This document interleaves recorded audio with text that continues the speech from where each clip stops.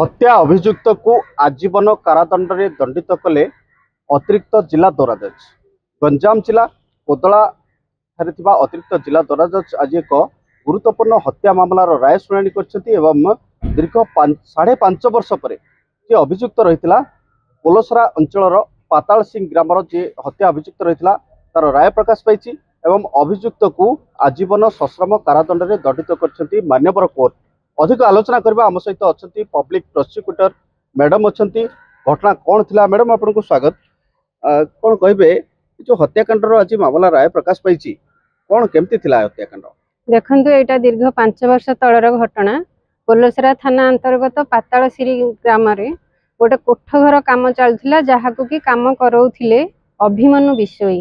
से समय रे उत्त्यक्त होई आक्यूट मुदाला प्रकाश गौड़ से पातालसिरी ग्रामर जी कि कोठघर सामना रे ता घर थिला से आसिकी गोटे बड़ कातिर अभिमन्यु विषय की हत्या करथिला। से तदंत विषय रे तार भाई से पोलसरा थाना रे गोटे केस रुजु करथिले एवं पोलसरा थाना 62 PS केस नंबर 62 2020 रे गोटे पुलिस केस करी कोर्ट को फॉरवर्ड करथिले। आज ताहार गुरुत्वपूर्ण राय प्रकाश पाई। यह समाज को निहाती गोटे आह्वान दब जे ए प्रकार क्राइम न करिबा पई एथिपई अदालत को बहुत बहुत सरकार तरफ एवं कोदलार जनवासी तरफ बहुत बहुत धन्यवाद। राय प्रकाश पाई जे प्रकाश गौड़ को आजीवन सश्रम कारादंड रे दंडित करागला एवं 10,000 जोरिमाना ता सहित दियागला। जदि से जोरिमाना न दिए अनादेय हुए ताहले सेथिपई 6 मासर सश्रम कारादंड अधिकता को भोगिया पई पड़ियो। अतिरिक्त एडिशनल पब्लिक प्रोसिक्यूटर कोदला एडीजे कोर्ट कौन कहबे जो आज हत्याकांड एडीजे कोदला एक जुगांतकारी केस रो जजमेंट देइचंती। सुनानी अंचल रे बहुत प्रभाव पड़ो जेहेतु से अभियुक्त 5 वर्ष तले बिना कारण रे से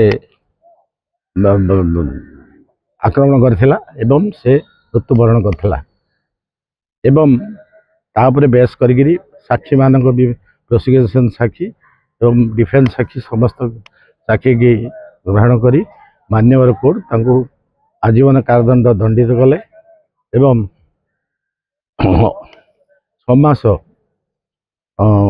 अतिरिक्त दंड देले। जदि न दियंती जरिमाना देवे एवं 25-27 आर्म्स एक्ट रे खलास कर एवं यही जजमेंट अति उच्चकोटर एवं आजिकाली जो समाज है तार शांति और स्थिरता आसापी एपरी दुष्ट लोक मान साबाड़ करने दंडर आवश्यकता अच्छी तेणु से यथार्थ ये दंड अभियुक्त को प्रदान कर अति जनसमाज ग्रहणीय। हत्या अभियुक्त को जितेबले आजीवन कारादंड में दंडित करा दीर्घ 5.5 वर्ष पर एभली राय आसवा द्वारा दोषी जितेबले दंड विधान पाउची लोकंकर आईन प्रति आस्था एवं विश्वास गोटे प्रकार बढ़ुची कहले अत्युक्ति हेब नहीं। Ganjam कोदलारू Sushant Patnaik, MBC TV।